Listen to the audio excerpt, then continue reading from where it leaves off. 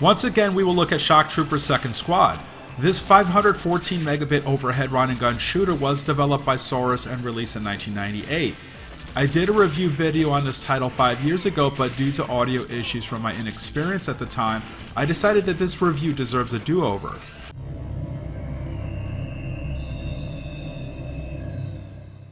Dio International Corporation, an organization that produces weapons of mass destruction, has established a new government in the newly formed nation of Bilberg. Nakatomi, the head of Dio, has issued an ultimatum to the world. Accept his authority or he will unleash the ultimate weapon. It's up to the Shock Troopers squad to exterminate Dio. They have 72 hours to do so. Shock Troopers, Second Squad. Many changes were made for this sequel, which I will cover throughout this video.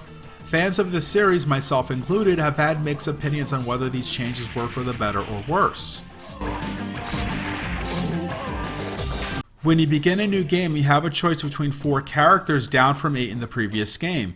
Each character, though, is more distinct from one another in more ways than one, if you know what I mean, in that they each have a unique primary weapon which is upgradable.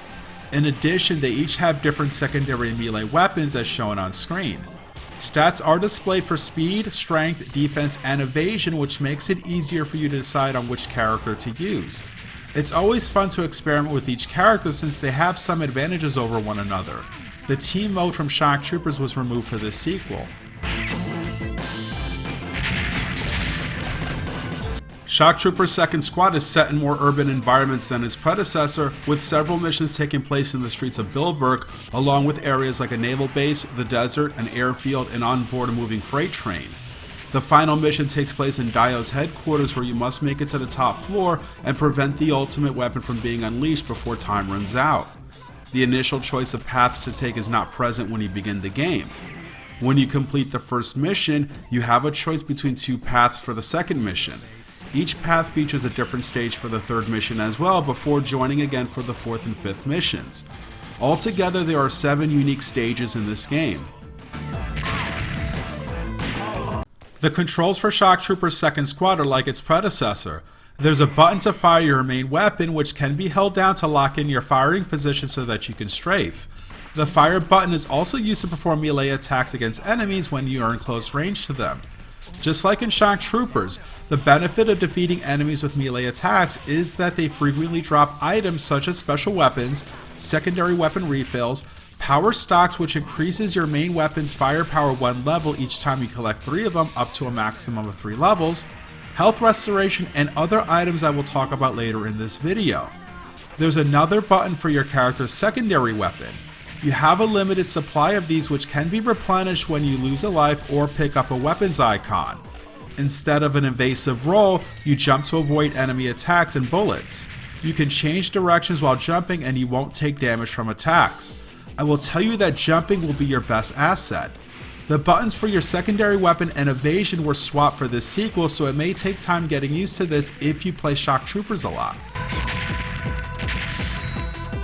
One area where Shock Troopers Second Squad really shines is the action. Dio's army is well equipped and large in numbers. The ground troops approach you in all directions and in different formations to surround you. They are equipped with single fire and automatic rifles, pistols, time bombs, grenades, and Molotov cocktails. They will charge at you with knives and the occasional suicide bomber.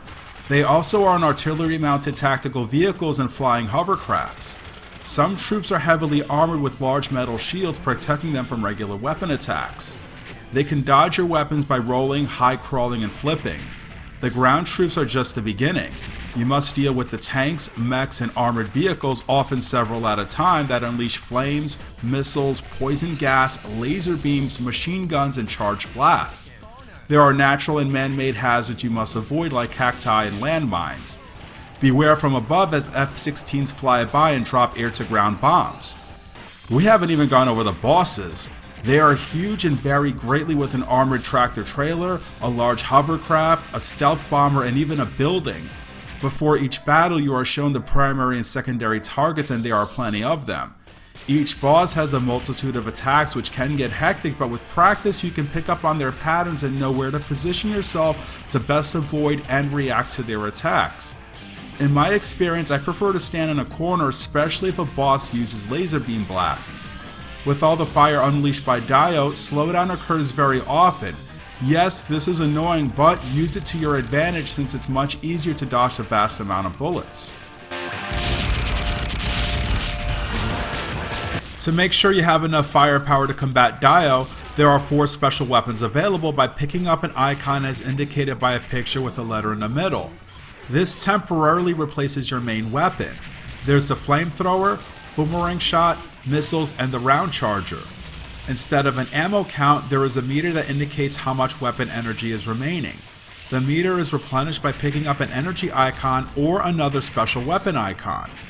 While I prefer using the primary weapon, it's always beneficial to pick up special weapons when you can because you can take enemy hits without your health meter decreasing. Instead, your weapon's energy meter depletes when hit, thus these come in handy when you are low on health. If that's not enough, taking a page from the Metal Slug playbook, you can annihilate Dio's troops with an assortment of tanks, vehicles, and mechs. Each one offers different types of firepower, along with a charged shot which causes tremendous damage. These vehicles can be used to run over enemy troops as well. You can exit the vehicle or launch it in a kamikaze attack which destroys the vehicle but obliterates everything in its path. Your vehicle can withstand a limited number of hits before you're instructed to escape before it explodes.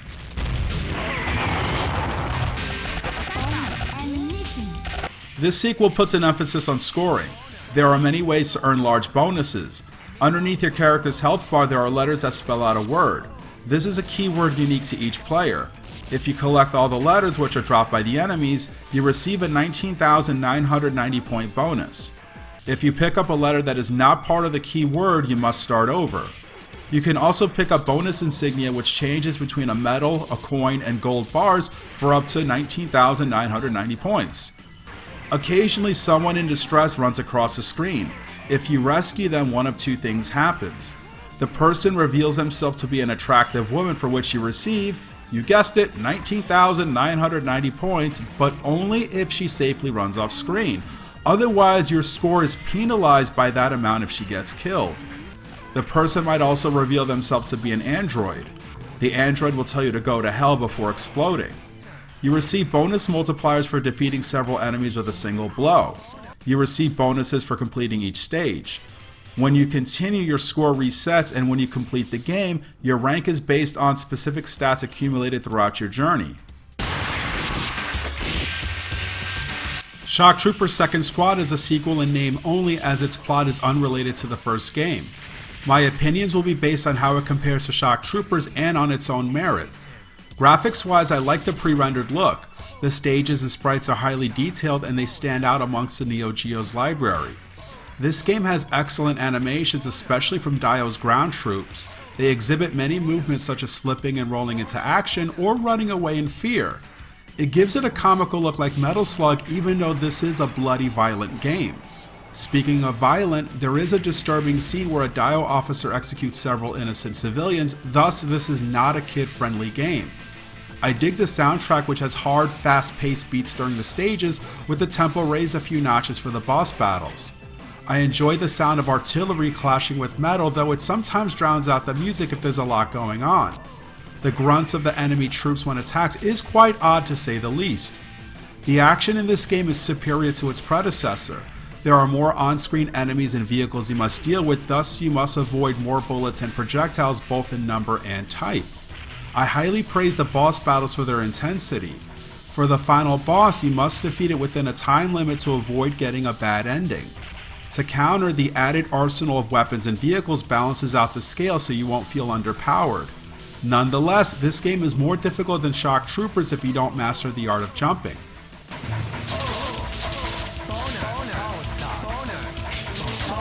The biggest cutback is that there are only 7 unique stages compared to 17 in Shock Troopers. This hurts the replay value, but due to the higher difficulty, I find the challenge in completing this game in as few credits as possible. The reduction in the number of playable characters from 8 to 4 is a downgrade, but I think it's less severe than the stage count due to their distinct weaponry. The omission of the team mode does not bother me since I rarely use it in Shock Troopers. Shock Trooper Second Squad takes around 40 minutes to complete. The first 2 stages move quickly, with stages 3 through 5 taking longer to complete, but the game never feels like it drags because of the consistent and varied action. To sum it up, it's a slight step down for a sequel due to having fewer levels and constant slowdown.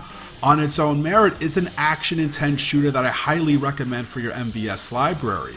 It can also be purchased digitally for the PS4, Xbox One, and the Nintendo Switch. I hope you enjoyed this review, and I'll see you next time.